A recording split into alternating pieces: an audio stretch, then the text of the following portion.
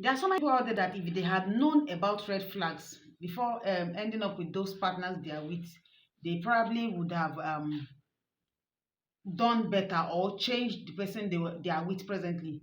They won't be suffering in regret right now. But because they were never privy to what red flags are, or because they ignored red flags, today they are actually suffering and smiling. Some cannot even come out and say what they are going through because of the embarrassment that they might face, or because they feel nobody will understand what it is that they are going through. Why? Some neglected the red flags. Two, some didn't even know what red flags are at all.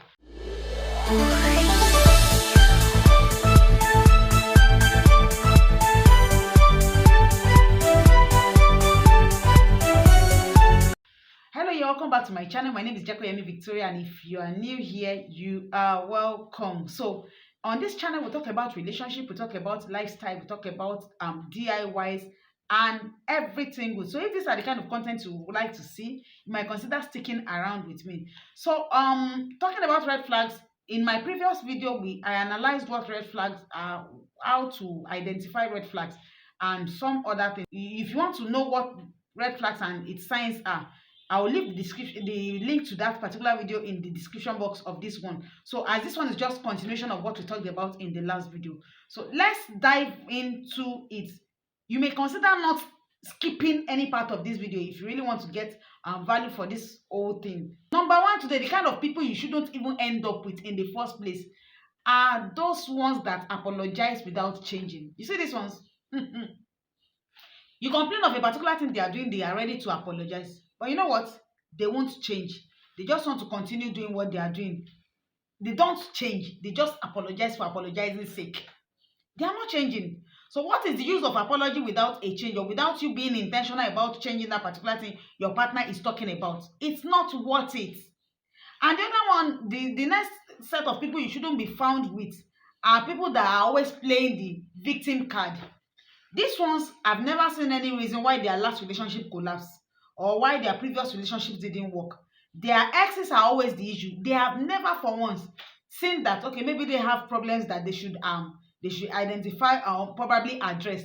They feel they are always the right ones in the relationship. They never did anything wrong for their relationship to collapse. It's always their else's fault, or their friend's fault, or parents' fault that the relationship didn't work. They are never ready to take responsibility for anything that happened in that relationship at all. And the other ones are when they are always saying one thing and doing another.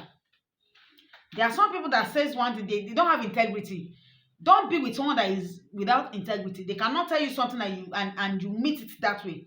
They say one thing and they do another. Meanwhile, what they are saying, they want you to do it, but they are not ready to like do that particular thing. They want you to be there for them when they need you. They want you to think about them first, but they are not ready to think about you. They are not ready to be there for you. They want to be there for you when it is convenient for them, but they want you to be there for them even when it is not convenient for you. Like, bro, sis, do you really want me to do that? My dear, don't ever be caught with this kind of person. Another one is emotional blackmailer. Hey, hey. This one knows how to use your emotions against you. Okay, probably you are the type that doesn't have strength for much arguments. Maybe as a lady, okay, I'll speak from the angle of a lady. Like, we have some ladies that instead of explaining what happened, they are so emotional and they begin to tear up. You see, emotional blackmailers, they want you to, is that tears they want to see. They will so talk and do things until you begin to share that tear, as if that is giving them joy. Your tears and your heartbrokenness gives them joy. These emotional blackmailers are not people you should even find yourself with, because if you find yourself with them, they will never change. They will keep seeing your tears. And how many tears are you ready to share in that relationship? Talk more of marriage. Another one is indecision. The let's follow the flow group. They are not coming to tell you, okay, you know what, I'm interested in you. Okay, I want us to work towards being together. I want you to be my life partner. No, but this one's let's test the water and just follow the flow.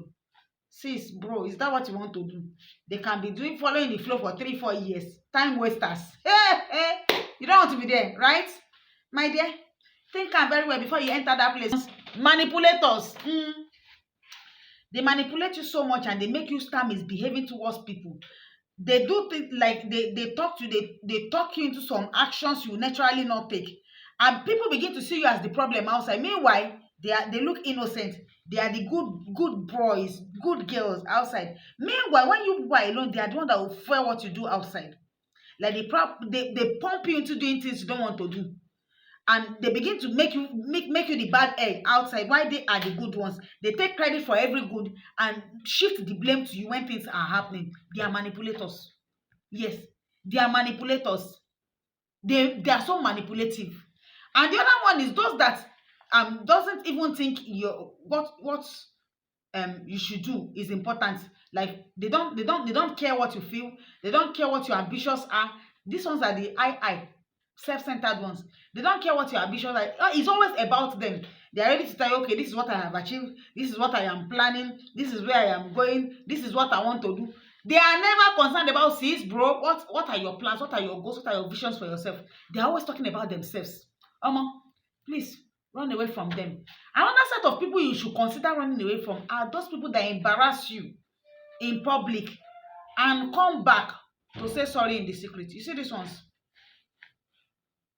Don't even be there. You don't need to be with them. They embarrass you in public. They embarrass you in the midst of friends. They embarrass you in the midst of families. And when you complain about it, in the secret, they tell you, oh, okay, I'm sorry. It won't happen again. But the next gathering, social gathering again, they're embarrassing you again. Like, will you always be so belittled? Will you always lose your self-respect all in the name of being with a partner that doesn't really care what happens to you, that doesn't really care if your self-esteem is at stake?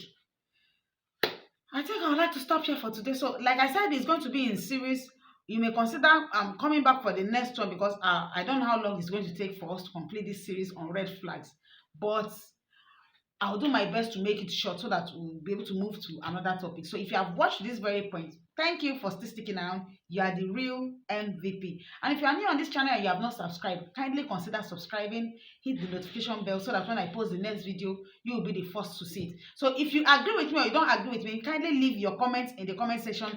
And if you know of other red flags that people should avoid, consider putting it in the comment section so that we'll rub minds together, learn together on things to do. So until I see you in my next one, bye bye.